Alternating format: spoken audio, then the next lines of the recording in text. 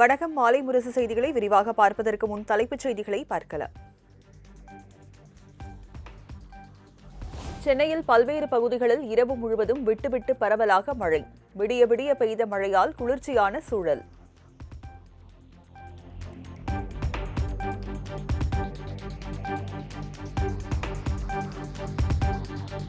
தஞ்சாவூர் மற்றும் நாகையில் இரவில் இடி மின்னலுடன் வெளுத்து வாங்கிய கனமழை. கொட்டி தீர்த்த கனமழையால் சாலையில் பெருக்கெடுத்த வெள்ளம்.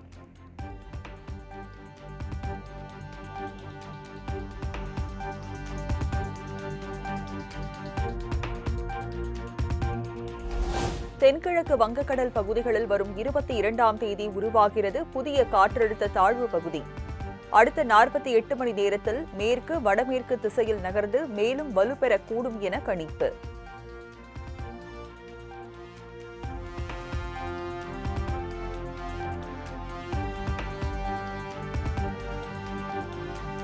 கன்னியாகுமரி, நெல்லை, தூத்துக்குடி, தென்காசி உள்ளிட்ட 8 மாவட்டங்களில் இன்று கனமழைக்கு வாய்ப்பு. நாளை மற்றும் நாளை மறுதினம் மயிலாடுதுறை, கடலூர் மாவட்டங்களில் கனமழை பெய்யக்கூடும் என அறிவிப்பு.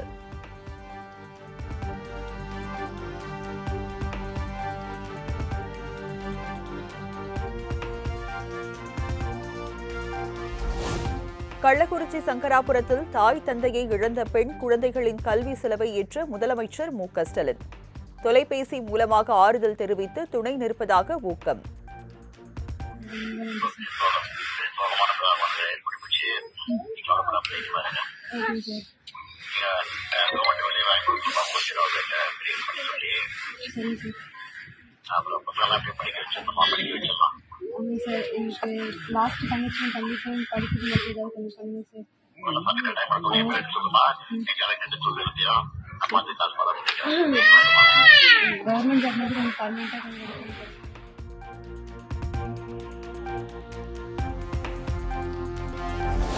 தமிழ்நாட்டில் வாக்காளர் பட்டியல் சிறப்பு தீவிர திருத்த விண்ணப்பங்கள் 94.31% விநியோகம்.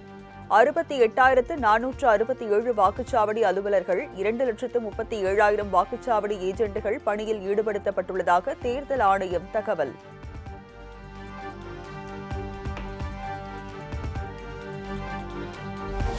சென்னையில் உள்ள அனைத்து வாக்குச்சாவடி மையங்களிலும் வாக்காளர் உதவி மையங்கள் இன்று முதல் செயல்படும். எஸ்ஐஆர் படிவங்களை நிரப்புவது சவாலாக உள்ளது என மக்கள் புகார் கூறி வரும் நிலையில் உதவி மையங்கள் அமைப்பு.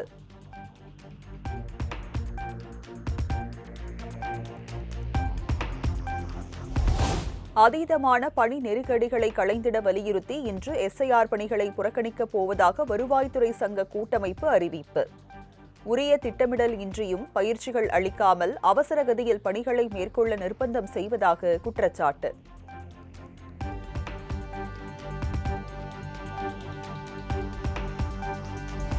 பத்தம்ச கோரிக்கைகளை வலியுறுத்தி தமிழகம் முழுவதும் இன்று ஒருநாள் வேலை நிறுத்தம். ஜாக்டோ ஜியோ அமைப்பு அறிவிப்பு.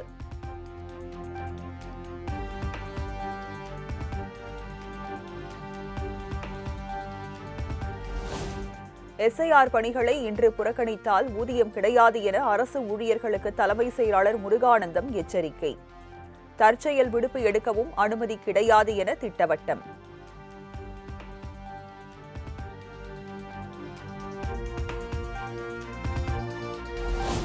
எஸ்ஐஆர் நடவடிக்கையால் 1 கோடி பேர் வாக்களிக்கும் உரிமையை இழக்க நேரிடும் என நாம் தமிழர் கட்சி தலைமை ஒருங்கிணைப்பாளர் சீமான் காட்டம்.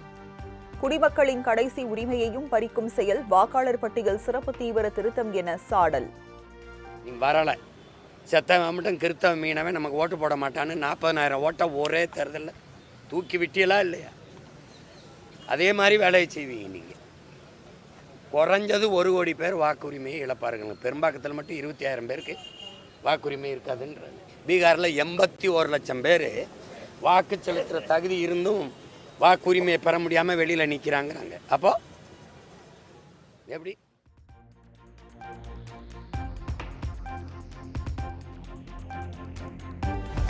போதிய கால அவகாசம் கொடுக்காமல் அவசர கதியில் எஸ்ஐஆர் நடவடிக்கை ஏன் என சீமான் கேள்வி. இவ்வளவு நாள் தேர்தல் அதிகாரிகள் கோமாவில் இருந்தார்களா என காட்டம்.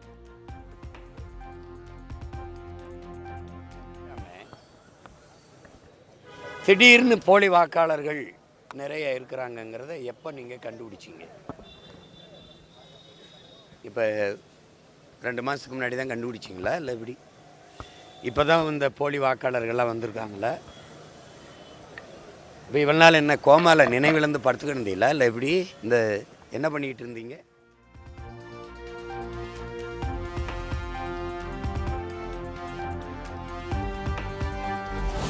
நாளை தமிழகம் வருகிறார் பிரதமர் நரேந்திர மோடி. கோவையில் நடைபெறும் விவசாயிகள் மாநாட்டில் பங்கேற்கிறார்.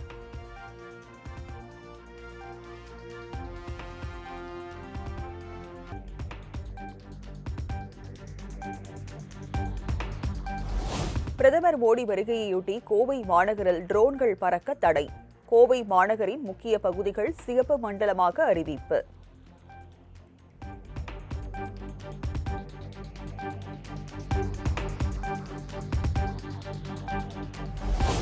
சென்னையின் வரலாற்று அடையாளமாக விளங்கும் விக்டோரியா பொது அரங்கம் சீரமைப்பு பணிகள் நிறைவு.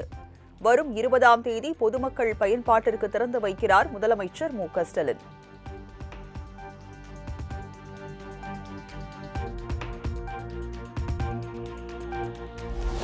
அரசியல் கட்சி கூட்டங்கள் நடத்த காப்புத் தொகை செலுத்த வேண்டும் என்பது சட்டத்திற்கு முரணானது.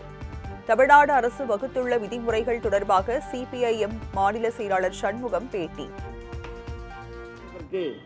இவ்வளவு பேர் கூடினால் இவ்வளவு காப்புத் தொகை வழங்க வேண்டும் என்கிற முறையில் எல்லாம் அவர்கள் சொல்லியிருப்பது சட்டத்துக்கு விரோதமானது. அதாவது கூட்டம் நடக்கிறதுக்கு முன்பாகவே குற்றம் நடக்கும் என்கிற ஒரு முன் தீர்மான கருத்தின் அடிப்படையில் இத்தகைய காப்புத் தொகைகளை பெறுவது என்பதெல்லாம் சட்டவிரோதமானது. அவற்றையெல்லாம் முற்றிலும் நிராகரிக்க வேண்டும்.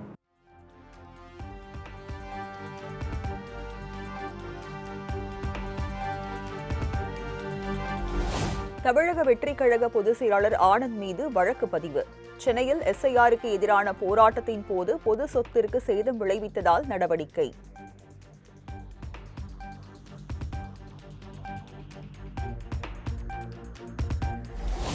திருச்சி தேசிய கல்லூரியின் உடற்கல்வியியல் துறையில் முனைவர் பட்டம் பெற்றார் அமைச்சர் அன்பில் மகேஷ். முனைவர் பட்டம் பெற்ற அமைச்சர் அன்பில் மகேஷுக்கு முதலமைச்சர் மு.க.ஸ்டாலின் வாழ்த்து.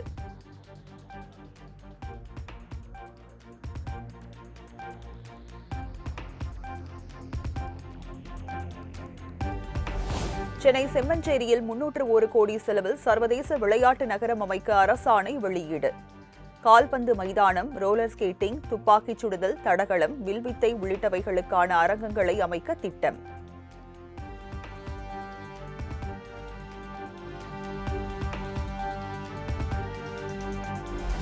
கோவளம் அருகே சென்னையின் 6வது நீர்த்தேக்கம் அமைக்கும் பணிகளுக்கு டெண்டர் கோரியது நீர்வளத்துறை.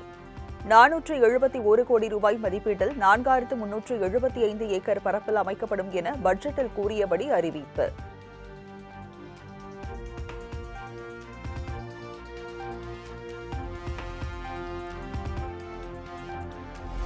தமிழகத்தில் உள்ள அனைத்து நிகர்நிலை பல்கலைக்கழகங்களும் கட்டண நிர்ணயக் குழு நிர்ணயித்த கட்டணத்தை மட்டுமே வசூலிப்பதை உறுதி செய்ய வேண்டும். தமிழக அரசு, பல்கலைக்கழக மானியக் குழு மற்றும் தேசிய மருத்துவ ஆணையத்திற்கு சென்னை உயர்நீதிமன்றம் உத்தரவு.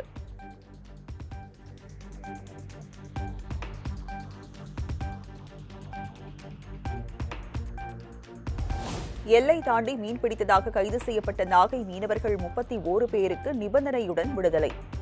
இலங்கை மன்னார் நீதிமன்றம் தீர்ப்பு.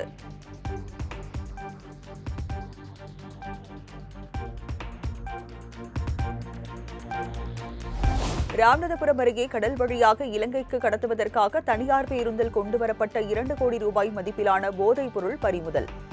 சுங்கத்துறை அதிகாரிகள் அதிரடி நடவடிக்கை.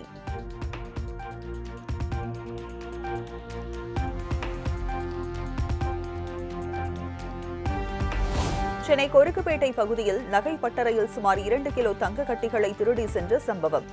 ஒடிசாவில் பதுங்கியிருந்த 4 பேர் கைது.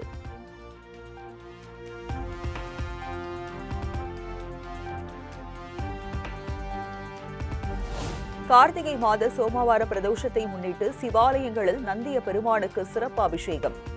அரோகரா முழக்கம் எழுப்பி ஏராளமான பக்தர்கள் மனமுருக வழிபாடு.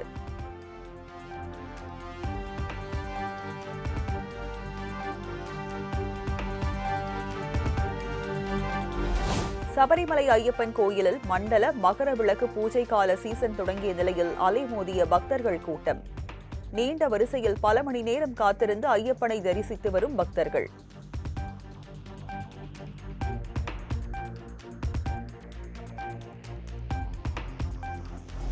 தமிழகத்தில் இருந்து சபரிமலை ஐயப்பன் கோயிலுக்கு செல்லும் பக்தர்கள் அச்சப்பட வேண்டாம். கேரளாவில் மூளையை தின்னும் அமீபா நோய் வேகமாக பரவி வரும் நிலையில் தமிழக பொது சுகாதாரத்துறை அறிவுறுத்தல்.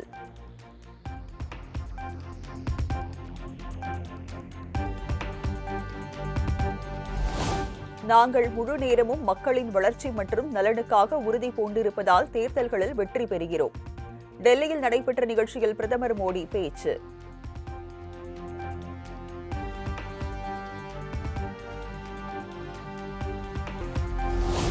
மேகதாது திட்டத்தை அனுமதிக்க உத்தரவிட வேண்டும். பிரதமர் மோடிக்கு கர்நாடக முதலமைச்சர் சித்தராமையா கடிதம்.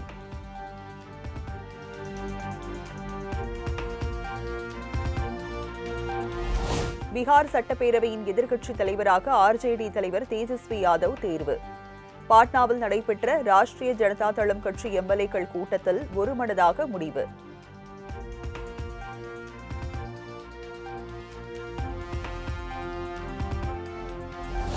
இந்தியாவில் கடந்த அக்டோபர் மாதத்தில் டிஜிட்டல் தங்கத்தின் விற்பனை 61% சரிவு. செப்டம்பர் மாதத்தில் 1410 கோடி ரூபாய் மதிப்பிலான டிஜிட்டல் தங்கம் விற்பனையான நிலையில் அக்டோபரில் 550 கோடியாக குறைவு.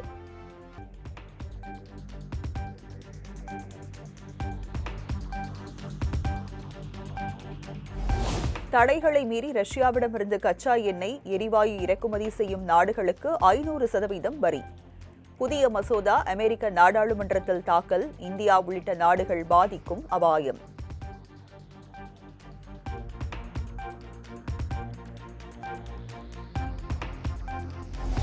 ரஷ்யாவுடன் வர்த்தகத்தில் ஈடுபடும் எந்த நாட்டின் மீதும் பொருளாதார தடைகள் மேற்கொள்ளப்படும். அமெரிக்க அதிபர் டொனால்ட் ட்ரம்ப் மிரட்டல்.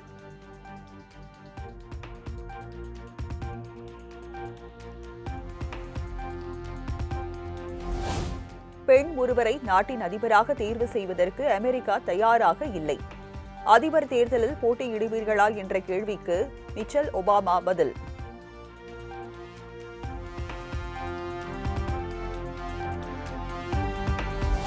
வங்கதேசத்தில் மாணவர் அமைப்பினர் நடத்திய போராட்டத்தில் வன்முறை வெடித்து 1400 பேர் உயிரிழந்த வழக்கு.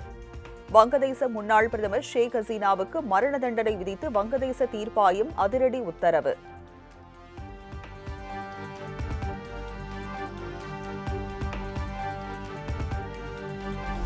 ஷேக் ஹசீனாவை இந்தியா உடனடியாக ஒப்படைக்க வேண்டும். வங்கதேச வெளியுறவுத்துறை வலியுறுத்தல்.